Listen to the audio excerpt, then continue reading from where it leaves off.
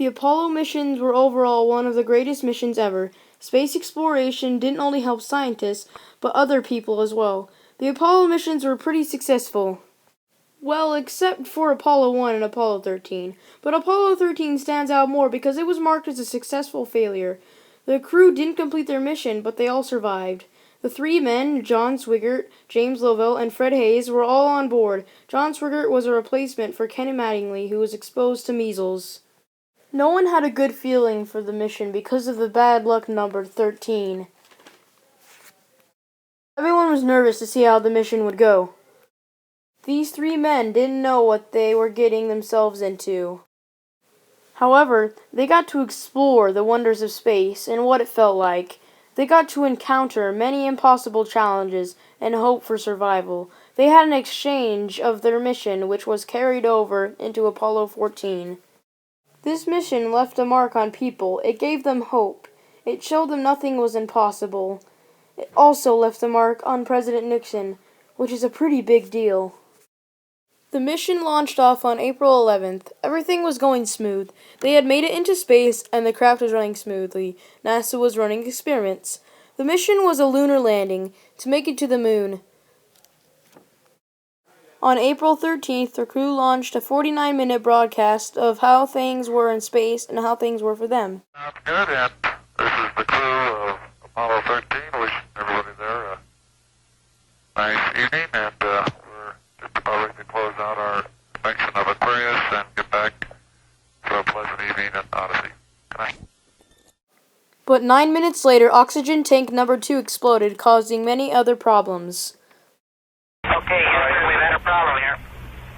This is Houston. Say again, please. Houston, we've had a problem. We've had a main B plus undervolt. Roger, main B undervolt. Okay, stand by, 13. We're looking at it.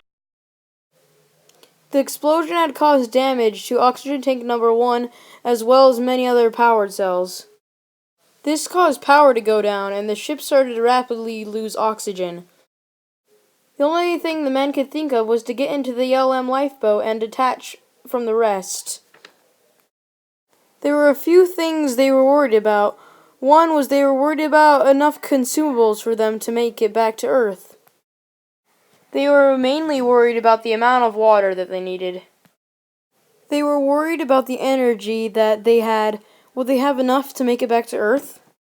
Another concern was the removal of carbon dioxide. The LM was only built for 2 men over 2 days. It was needed to last for 3 men for 4 days. Another question they had was, how would they make it back to Earth safely? They needed to be able to change time so they wouldn't run out of those needed materials. The new mission now was to get a free return course to Earth.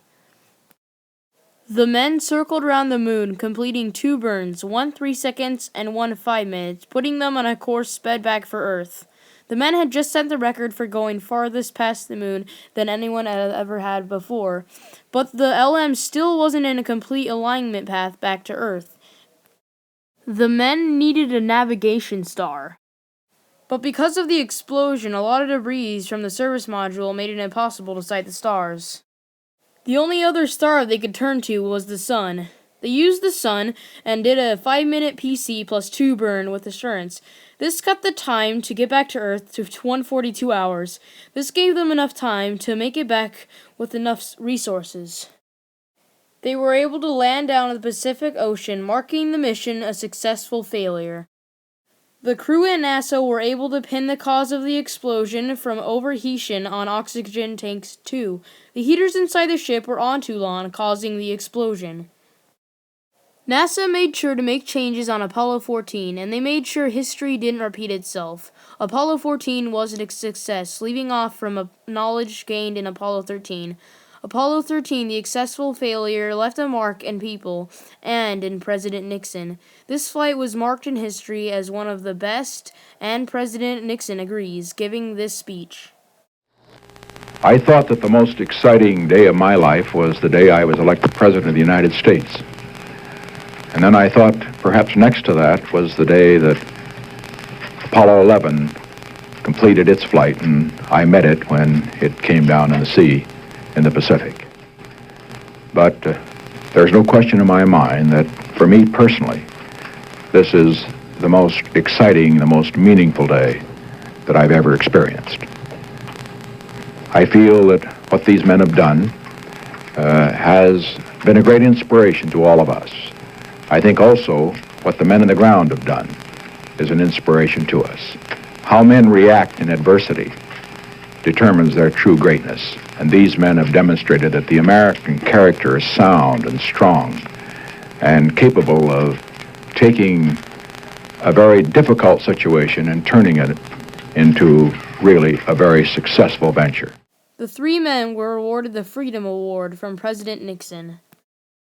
These men are still alive today, and they are left in history along with Apollo 13, the successful failure. Apollo 13 was also made into a movie showing viewers everything that happened, starring Tom Hanks.